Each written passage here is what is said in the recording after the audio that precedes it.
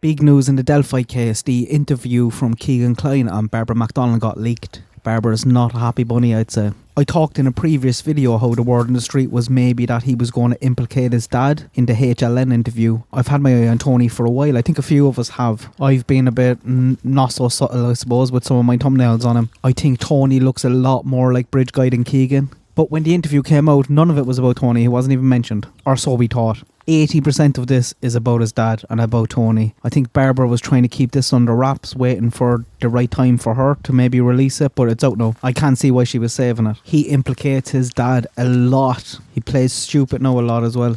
And it's hard to tell from just a transcript if he is stupid or just pretending to be stupid at times. Maybe a bit of both. I will link the PDF down below, but I'm just going to give a quick overview here, especially the stuff on his dad. As you probably already know, he says the police told him that the profile he created was the last person to contact Libby. He got pulled in at the time, did a polygraph, gave DNA, hair follicles, the works. But who else was using that profile? And pretty fast in this interview, Barbara gets straight into it. She asks him directly, do you think your dad would be accessing that profile? He says, yeah, I do. Do you think your dad could be involved? No. So he thinks his dad could have access to the profile. Why would he think that? Would he have done something like that before? It seems weird to throw him under the bus like that unless you had solid proof that he would be looking in your devices. But straight away then he pulls back and his dad having anything to do with it, says he was with his dad that day. He says he's saying that because he's the only other person to live there. And Barbara gives him a note and says, you guys had access to the same electronic items, and he takes it, says, yeah, right. He then goes on to say police told him he was the last person to talk to Libby. He says he has his polygraph when it happened, gave blood, all that samples. Says he was only in Delphi once for a football game in high school. He says they have his GPS for the whole day from his mobile and it confirms he wasn't in Delphi. She then asks him, do you think investigations are thinking that your dad could be involved in the murders? He doesn't really answer it here. He just kind of says, well, I know 2 weeks ago he was raided. He's seen it on the news. And since he's been raided, his dad hasn't been talking to him. Just going to take a guess here and say it's probably the information that Kegan gave them about him accessing the devices is why he was raided. And probably why he's not talking to him. But Kegan just plays stupid here, being like, oh, I don't know why he's not talking to me. Says they were talking every day up to this and he was putting money on his books a couple of times a week. He moans about that for a bit. Says he thinks his dad is scared, but has no idea why. He's playing stupid here again, I think. She then asks him, do you think he's the type of person who could have killed these girls? He says, I don't think so because I was with him, you know what I mean? So it wasn't him. But in the past, he's had like beaten up his ex-wife. I mean, he's held guns to us when we were kids, you know what I mean? Like, he's not really a great person, you know what I mean? So when they were kids, he used to control them with guns. Said, yeah, he's definitely been violent. And then she goes on to ask, which was interesting, Barbara asks him, does he know Ron Logan? It's Ron Logan's property where the girls were found. I'm not going to go too much into it here, but she asks Kegan, does his dad know Ron Logan? He says, no, never heard of the guy. But I'm thinking here Barbara knows something Kegan doesn't. He goes on to say his dad was really abusive, really bad when they were kids, physically and emotionally. And Barbara then goes straight in and asks him about the 13th. She asked him what he was doing that day. How does he know that his dad was with him the whole day? He said he doesn't work on Mondays, which is interesting. And they would just hang around the house, go to his grandparents. But I remember that day we watched a wrestling pay-per-view that night. And he was at my grandparents with me about 5 or 6 the rest of the night. Which isn't an alibi. There's plenty of like he's saying here, he didn't really see him so till 5 or 6. He normally sleeps in till 1 or 2 and then we wake up, get lunch, stuff like that. This doesn't sound like a strong alibi to me. And I think Kegan knows that as well.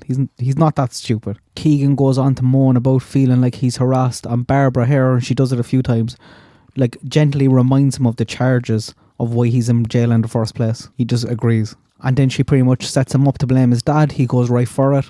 She asks him about the profile, says, but your dad will be the only other person who would access that profile. He says yes. Would he have access to that profile? Yes. She asks him what he would like to ask his father now, and then he goes on to moan about his dad not talking to him for the last few weeks. Playing stupid, saying he doesn't get it, he doesn't understand why he's not talking to him since he's raided. He says he has nothing to do with it, he's fully cooperated with the LE and FBI and he can't do any more to cooperate. She then asks him about the phone he handed in after he deleted stuff. He lies here, probably trying to implicate his dad in a sly way. Says that, when he got home from the interview, it was just there on the counter, and that he called in, told them he wanted to hand this one in, that he forgot to give this one to them, and said that is it okay to delete apps, and they said yes. which would never happen. That's nonsense. He's been done for obstruction of justice for that, and he goes on to have another little moan about that. He says he has no legal representation for the Delphi case. He says he thinks he's getting blamed for the murders and nobody talks to him anymore because his name is linked to it, but boo-hoo, he's a big P. And Barbara again reminds him of that. He then goes on to lie about Vegas and his trip down there, pulls back on some of the lies that he knows are already debunked. And Barbara knows her now as well he's lying. And then we get to another kind of good part at the end of page 19. She asks him about the dark web and was he into stuff like that? Because one of his friends said that he was. He says no, he's not into dark things, but Barbara then reminds him of the CP charges. He says he didn't discuss any of that stuff with his friends, nothing like that. She then asks him, was it something you and your father both shared? That you knew that about him and that he knew that about you. He says he wouldn't say that. He wouldn't say his dad knew it about him. And then he says, I wouldn't, because he told the officers that he didn't know about me. So I don't know. It's then down as inaudible, but you can tell by reading it that he says that his dad didn't know he was into CP, but he knew his dad was into CP. She asked him how long had he known that about his father. He said when he was 20 years old, he had sex with one of his 17-year-old friends and kind of overemphasises it then by saying he's a grown man, he's in his 40s by then. And she kind of asked him, do you know what age he prefers? He says he doesn't, but he likes young women. Yeah, right. Then talks again about him being violent and saying he was in jail for beating up his ex-wife.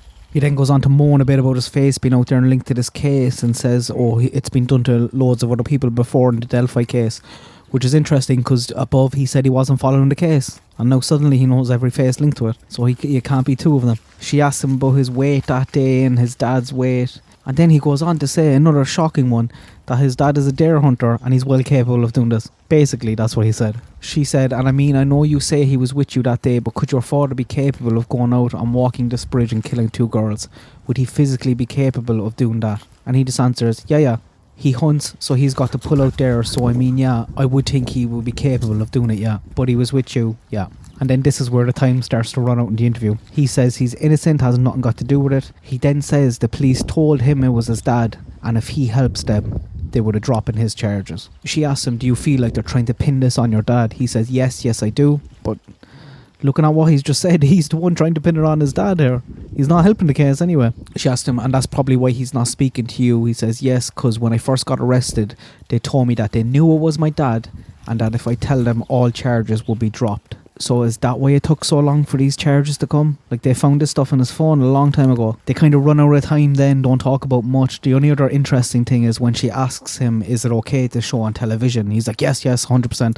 So he wants this out there. He wants his face, his voice out there on TV. And that's it. Tony is well and truly blasted out there now anyway. I don't think I need to be a bit coy or subtle in my thumbnails anymore. Let me know what you think. Let me know what you think about Tony. I know a lot of you have been looking at him for a long time anyway. Good luck. God bless. Have a good day.